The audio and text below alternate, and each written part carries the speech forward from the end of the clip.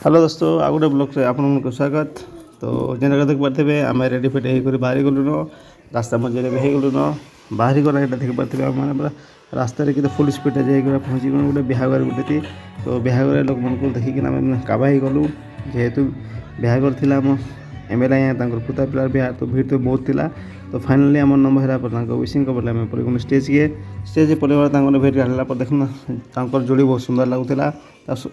Stage भेट सारापर आम पड़े गोटे पार्टी सेक्शन रे। तो पार्टी सेक्शन देख पारे मोर जेहेतु मो खाना मोर बिरयानी फेवरेट तो बिरयानी नहीं गली खावा लगी। तो मुझे खाई नेसी से खालापर आम बुलाबुली करसूँ एंजयमेंट करसूँ। तापर बाबू लगे आइसक्रीम खाई खावा लगी तो बाबू लगे आम आइसक्रीम नहीं जासूँ।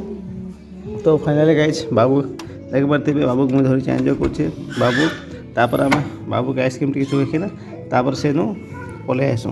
तो तार फुल वीडियो अच्छे कन्हई चंपा क्रिएशन यूट्यूब चैनल तो आप जाकर फॉलो सब्सक्राइब करदे।